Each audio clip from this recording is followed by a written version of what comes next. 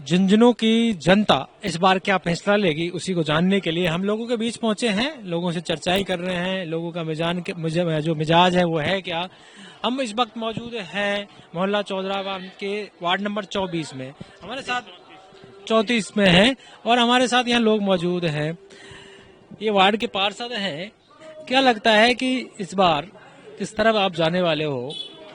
इतना लंबा वक्त हो गया है, कांग्रेस यहाँ से लगातार जीतती आ रही है। क्या इस बार कुछ अलग माहौल है या वही माहौल? कोई अलग माहौल नहीं है। ये वार्ड नंबर 34 है। पिछले लोकसभा में, पूरी लोकसभा में मेरी जो ये बूथ भाग संख्या 23 है, ये सबसे टॉप आई थी। 840 वोट कांग्रेस को मिले थे यहाँ, और उससे पहले विधानसभा में भी 752 वोट मिले थे। ये वार्ड मौला चौबदारान, मौला नायकान, मौला फतेहपुरियान, ये कांग्रेस का परंपरागत वोटर है यहाँ पे। तो इसमें कोई फर्क नहीं पड़ेगा। कांग्रेस भारी बहुमत से चुनाव जीतेगी और ये वार्ड के लोग सभी कांग्रेसी और कांग्रेस को ही वोट देते हैं। लेकिन इस बार जो समीकरण है, राजेंद्र गुड़ा आ गए मैदान में, उससे अलग लग रहा है। जो जनता का जो रुझान है वो त्रिकोणीय की तरह ऐसा लग रहा है कि ये संघर्ष त्रिकोणीय हो सकता है, क्योंकि लगातार यहाँ से कांग्रेस जीतती आ रही है। राजेंद्र बाबू ने बीजेपी ने मैदान में उतारा है। देखिए, इससे पहला चुनाव बबलू चौधरी ने निर्दलीय लड़ा था जब भामू जी टिकट से थे। वो जो विजेंद्र जी के जो खिलाफ के जो वोट है, 1000-2000 वोट वो जाते हैं। गुड्डा जी की बात रही, गुड्डा जी का रोड़ा ज्यादा है, बार घोड़ा ज्यादा है, बाकी वोटों में तब्दील नहीं होगा। हाँ, जितने वोट बबलू जी लेके गए, जो भामू जी वोट लेके गए, उससे 1000-1500 वोट ज्यादा गुड्डा जी लेके जाएंगे, क्यों गुड्डा जी बार घोड़े करने में माहिर है। और ये जो युवा नाबालिग जिनका वोट ही नहीं है, वो ही ज्यादा रोड़े और बार घोड़े कर रहा है। बाकी समझदार बुजुर्ग, महिलाएं जो है, वो सब कांग्रेस के साथ में ही है। पिछली बार काफी संख्या में वोट लिए थे बाबू जी ने। पिछली बार जब वो निर्दलीय थे तो 40,000 से ज्यादा वोट उन्होंने ले लिए थे। क्या इस बार गुड्डा भी वही उसी तरीके से? नहीं, वो भामू जी के साथ में तो सहानुभूति थी, क्योंकि बीजेपी ने उनकी टिकट काटी थी और वो सहानुभूति के तौर से उनको वोट मिले थे। बाकी गुड्डा जी को उतने वोट भी नहीं मिलेंगे, जो भामू जी लेके गए उतने वोट नहीं मिलेंगे, क्योंकि वो बीजेपी की बी टीम है। मुझे एक बात बताइए, विधानसभा क्षेत्र तो बहुत बड़ा है, तो गुड्डा जी मुसलमानों में मीटिंग क्यों कर रहे हैं? वो पुराने पोस्ट ऑफिस के पास में, अपने थाने के पास में वो लोग बुला रहे हैं मीटिंग करने के लिए, वहाँ ये जा नहीं रहे। बीजेपी के वार्डों में ये मीटिंग नहीं कर रहे हैं, ये तो माइनॉरिटी के वार्डों में ये मीटिंग कर रहे हैं। इनको, गुड्डा जी को तो बीजेपी ने ही छोड़ रखा है कि तू तो मुसलमानों के वोट कैसे भी काट ले।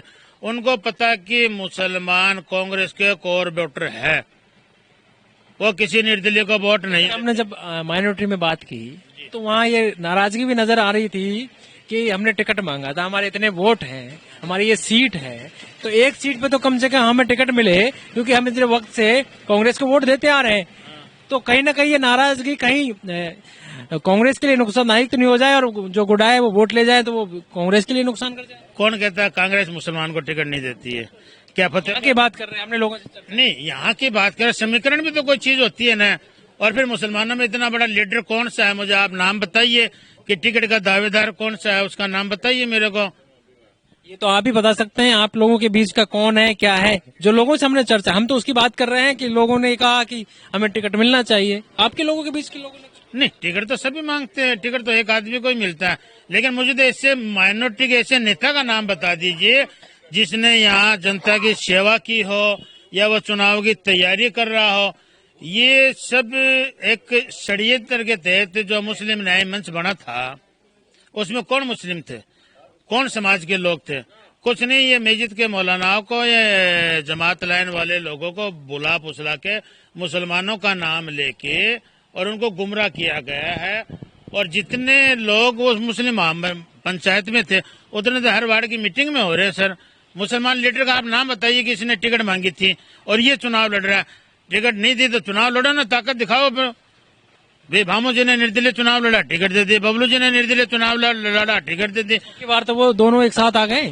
कहाँ आ गए? बबलू चौधरी और अरे बबलू चौधरी के दिल को पूछो ना साहब, आप दिल नहीं मिले। बबलू चौधरी विजेंद्र ओड़ा गुट में आ गए। बबलू चौधरी के जितने भी आदमी थे वो। ऐसा है क्या? हाँ, कल तो मंच पे मुख्यमंत्री के साथ वो मंच की मजबूरियां होती है, आप भी समझते हैं साहब, मंच की मजबूरियां होती है। तो ये देखिए, आप जिस तरह से कह रहे हैं कि ये कहीं ना कहीं राजेंद्र गुड़ा मैदान में है, तो इस बार जो है वो सियासत कुछ अलग खेल खेलती है कि नहीं।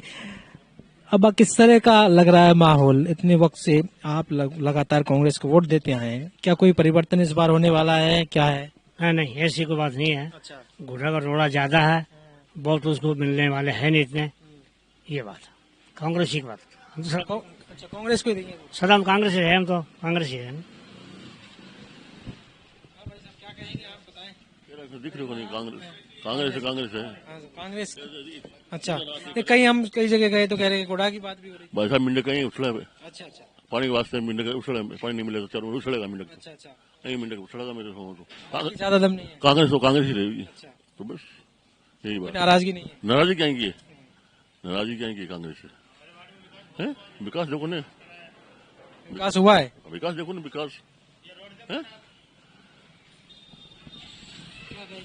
जी देखिए, मैं सिर्फ यही कहना चाहता हूँ, मेरी एक ही बात है कि कांग्रेस के राज में हमेशा काम हुआ है और हमेशा विकास हुआ है और हम कांग्रेस को हमेशा वोट देते आए हैं और आगे भी देंगे। इंशाअल्लाह अमित ओला जी विजय होंगे। तो अलग अलग लोगों की प्रतिक्रियाएं हैं, लगातार हम इन लोगों से बातचीत कर रहे हैं, तमाम लोग यहाँ मौजूद हैं और ये पूरा जो इलाका है मुसलमानों का इलाका है, माइनॉरिटी का इलाका है, इसलिए हम यहाँ पहुंच रहे हैं क्योंकि राजेंद्र गुड़ा यहाँ लगातार जोर आजमाइश कर रहे हैं। वहीं विजेंद्र ओला भी लगातार यहाँ अपना जो वर्चस्व बनाए रखे हुए हैं, उनके बेटे अमित ओला यहाँ प्रचार प्रसार में लगातार क्या लग रहा है अंकल, इस बार क्या होगा? कांग्रेस है साहब, और कांग्रेस ही है। जितने भी है सब पोरपंडे हैं, कुछ भी नहीं है। छोटे छोटे बच्चों को लेके डीजे बजा के न हाथ में डमरू लेके इकट्ठे कर लेते हैं। लेना एक न देना दो है। समझ गए कांग्रेस जीतेगी और कांग्रेस जीतती है। कांग्रेस ने जितना विकास किया है इतना आज तक किसी ने किया नहीं है। यानी कि आजादी के बाद में जितना अब विकास हुआ है कभी नहीं हुआ है। क्योंकि खेतान हॉस्पिटल के सामने मेरा मकान है, वहाँ ये हालत थी कि मरीज को अंदर लेके नहीं जाते थे, और आज ये हालत है कि वहाँ नंबर नहीं आता है। ये इतने डॉक्टर और इतनी सहूलियत की है, ये विजेंद्र रोड़ा ने की है, कांग्रेस पार्टी ने की है। और ये जो भी बातें हैं सब झूठी है, माइनॉरिटी को बदनाम करने की बातें हैं। कहीं इधर आ गए, वो आ गए, इधर से डीजे ले लिया, उधर से डीजे ले लिया। तो डीजे में वोट थोड़ी है, वोट तो दिलों में होते हैं। और कांग्रेस पार्टी जीतेगी और जन्मजात कांग्रेस ही हम। जितने की माइनॉरिटी है वो सब कांग्रेस ही है। और हर बार यानी 2-4 हजार वोट इधर उधर करते हैं तो अब हो जाएंगे 2-4 हजार वोट, बस इससे ज्यादा और कुछ नहीं है। कांग्रेस जीतेगी और जीतेगी कांग्रेस। राजेंद्र बाबू भी हैं जो निर्दलीय लड़े थे पिछली बार, पहले बीजेपी से, फिर तो बीजेपी ने फिर नहीं, तो राजेंद्र बाबू भी निर्दलीय से खड़े हुए थे, उसको भी चाट पूछ के इधर एक तरफ बिठा दिया था उसको, और कुछ नहीं है। सिर्फ ये हवा है। अब एक बात बताऊं, झाझड़ी की 12 पंचायत ऐसी है जिसमें यानी कि इन दोनों को एक वोट भी नहीं मिलेगा। एक वोट मिल जाए तो मेरे को बोल देना आप, एक वोट भी नहीं मिलेगा। और ऐसे तो देखो फार्मी गेहूं लेते हैं उसमें भी कंकरे आ जाते हैं, ऐसी तो कोई बात नहीं है। मगर ये जो पोरपंडा है, ये पोरपंडा ही और कुछ नहीं है। और ये तो देखो मालिक ने चाहे तो आपको 23 तारीख को पता लग जाएगा काम हम संस्थे का वो संस्थे। बिल्कुल 23 तारीख को तो ये फैसला होना ही है किसी भी कंडीशन में, क्योंकि जब राजस्थान की सबसे बड़ी पंचायत विधानसभा का फैसला आएगा उपचुनाव का, तो निश्चित रूप से जो जनता जो फैसला लेगी वो फैसला मतपेटियों में 13 तारीख को बंद होगा। 13 तारीख को लोग 13 नवंबर को वोट करेंगे और जनता क्या फैसला लेगी उसका पता हमें 23 नवंबर को लग जाएगा कि आखिरकार जनता का फैसला क्या है और झुंझुनू की जनता ने किसे अपना विधायक चुनना है। पॉलिटिकल पंचायत के लिए झुंझुनू से दशरथ सिंह।